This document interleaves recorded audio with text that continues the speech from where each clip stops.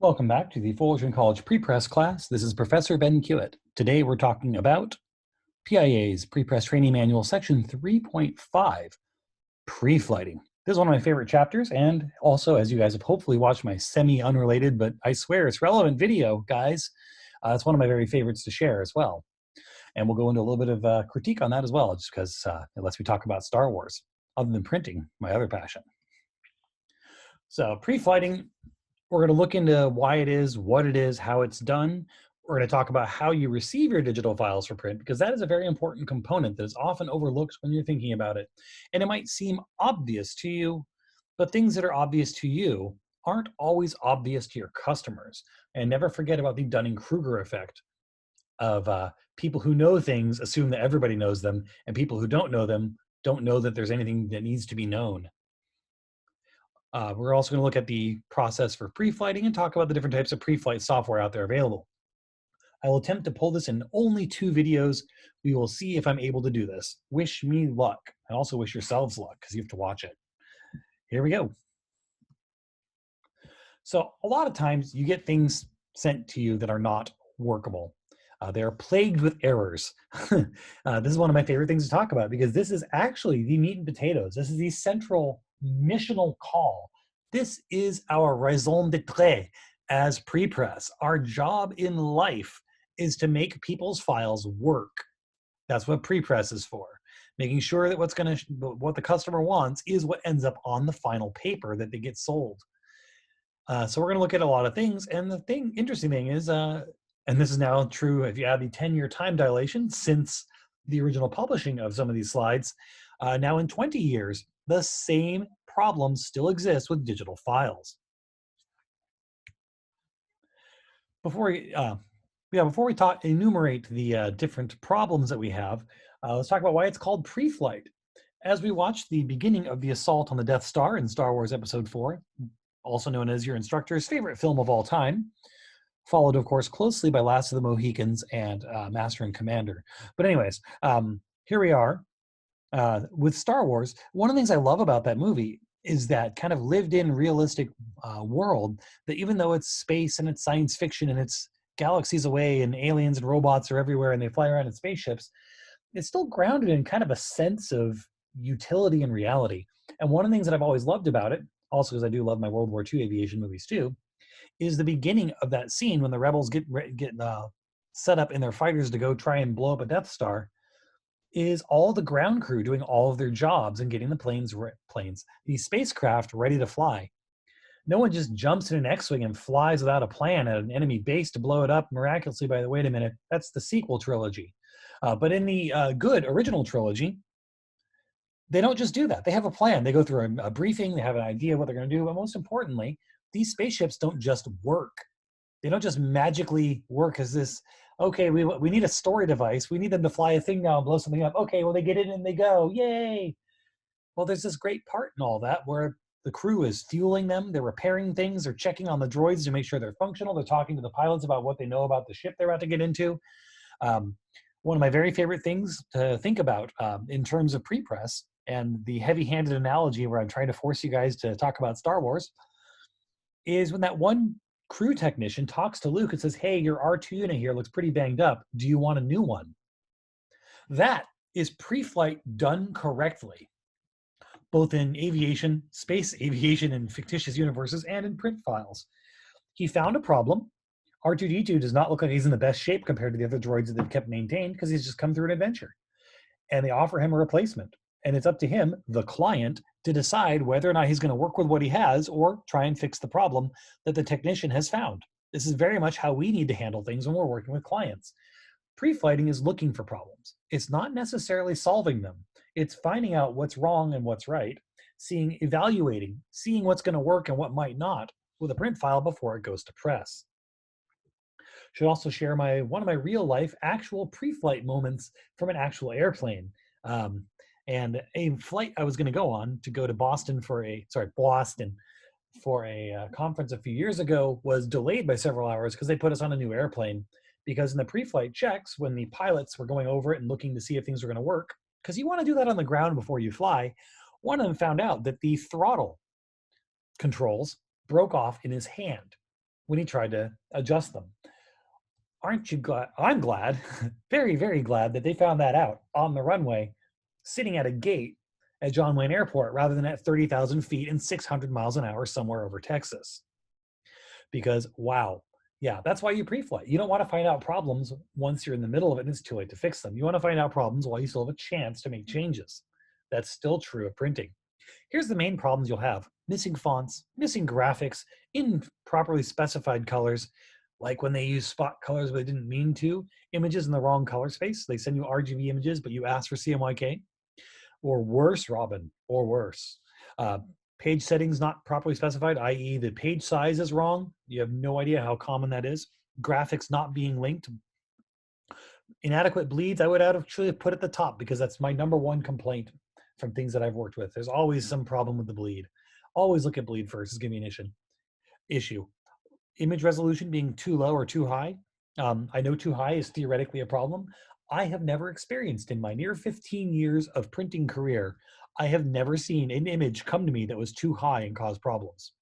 That's typically not the problem you have. So pre-flighting is looking for problems to discover the missing items and errors. It's looking for trouble because you want to find that trouble before you go. Why is it necessary? Well, you got to make sure it's going to work, and you want to find out to make sure that it's going to function on all levels. It's necessary to know this stuff before you start, because you don't want to run into problems during a job because you've already promised that it'll be done in a certain amount of time for a certain amount of money. And if you come across problems that makes it take longer or cost more, it's going to make your clients mad and or lose you customers and or put you out of business if you do it enough to enough people. So pre-flighting is very necessary. So you want to find out things with pre-flighting. You're looking at these questions. Did the customer give you everything you need? Did the customer files match the job information given to the CSR? That's a big one too, because quite often, quite often in my career, I've seen it where they'll say they're going to order something and they'll send you a file for something else. So they say, yeah, we want this brochure. Would you print this brochure for us? Sure, no problem. And into your inbox or your FTP site or however else they send you the file, you find a postcard. Or more often than not, because people are working in programs they shouldn't, you'll find that whatever they say they were going to make, it always comes in an 8.5 by 11 sheet because they use Microsoft Word instead of a real program. It's a banner. No, it's not. It's an 8.5 by 11 piece of paper. So you want to find out if what they told you is what they sent you. Are the files ready for output? No. I'm sorry, I wasn't supposed to answer that. Are they ready for output? Seldom. If not, how long will the corrections take? That's important. You need to diagnose what the issues are and how long it's going to take to get it print ready. And then this is not so crazy, but once you've made all the corrections, once it's ready to go, how long will it take to make plates? That's just a question of how many pages are in the document, really. That's not too crazy of a question. That's fairly consistent and based off your own shop's workflow, not based off of customer issues. But everything else is a customer question. So doing pre-flight correctly means you can recover the cost of corrections. If you find when you're first looking at somebody's file that they have issues, you can ask them to fix them or offer to repair them for a price. And that way your company, or you specifically if you're freelance, are not out all that time, energy, and money of doing that work for no pay. So if you find the problems up front and you're upfront about it, you can both agree on how you're going to move forward. You can reduce rework. You don't have to do the same job again. Let me tell you, nothing punishes me quite like doing a repetitive task. That's why we have computers. They do repetitive tasks for us so we can do the fun creative stuff. You can get rid of unanticipated delays. Clients love nothing less than an unanticipated delay. In fact, between suddenly costing a little bit more money and suddenly taking more time, the more time one really, really loses you clients a lot faster than the more money one. Money comes and goes. Time only goes. And by the time someone's given you a print file to produce for them, it's probably already late. You can also give better accurates of how much things are going to cost and how long they're going to take. And then you can educate your customer service and your salespeople so they can give better quotes while they're out in the field or talking to people on the phone. And the one that I really live by, and again, this is kind of survivor bias. Of course I live by this, and this is why I became a teacher. I believe in educating the file creators. I've told you the story before about the Hawaiian Hotels company. But as a quick recap, every year my company got a huge order from this Hawaiian Hotels company that printed hundreds of thousands of brochures every year around Christmas time. and it always had the same problems. One year, I took an hour or two out of my day and I talked to their file creator at the Hawaiian Hotel's office who was doing this, figured out what they were doing wrong, and very nicely and very positively helped them figure out how to do it correctly. And ever since, they've been able to order these prints every year. Their big once a year advertising campaign went off without a hitch. And for my company, that meant that every year we got a gigantic bonus. We got this project come in that was worth a lot of money, that took very little effort on our part because the file creator knew what they were doing. Because when you educate them and you empower them to do it right, you're making life better for everyone. And then they trust you even more that you're going to tell them the truth. It's good for everyone. Now, there's a difference between pre-flight and file repair. Again, let's go back to the Luke Skywalker example. Rebel Technician number 6 says, "Hey Luke, your R2 unit looks pretty banged up. Are you sure you don't want a new one?" He doesn't just pull R2-D2 forcefully from the back of the X-Wing and shove a different R5 unit or something in behind him and said, "Here's your new droid, R6A2. What? Who's that? He's not my friend." They don't do that. They actually ask Luke what his choice is. He doesn't just repair it without consent. He finds out what Luke's plan is going to be involving that droid. We do that too. Once we discover the problems, we talk to the customer. Sometimes it's stuff they can fix. Sometimes it's stuff you can train them to fix. Sometimes it's stuff you're going to have to fix. But they need to approve paying the extra money and understand that it's going to take more time when you have to go in and fix things. It's one thing to print a job on a schedule when it comes in ready to go. It's quite something else to print something on a schedule when it comes in and it's in bad shape.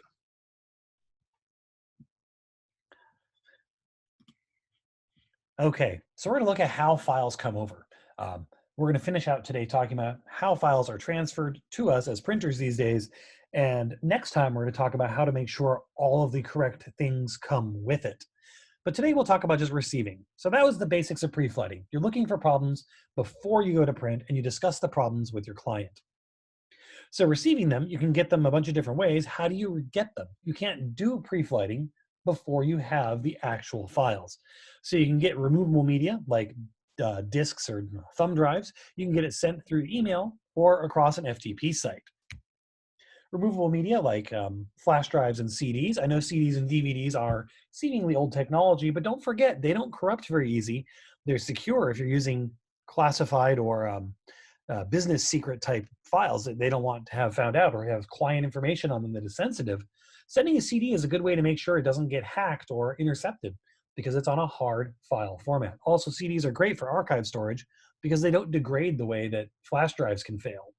Anyways, CDs and DVDs are actually a good option. PDF and email, my very favorite way, since most PDFs are rather small, they were designed, after all, to be a quick way to transfer something across a network.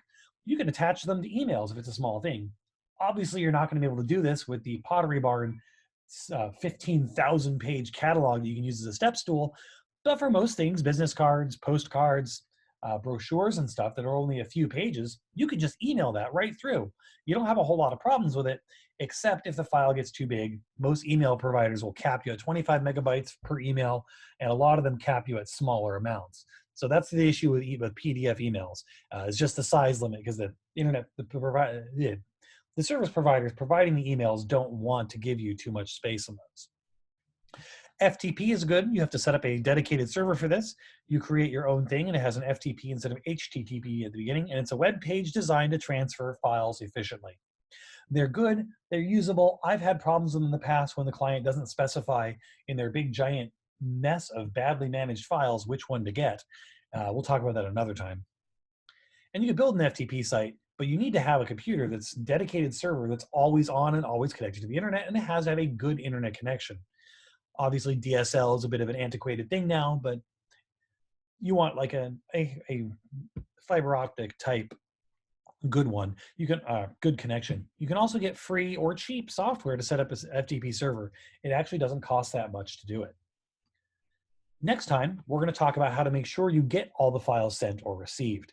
Thank you, and we'll talk again soon.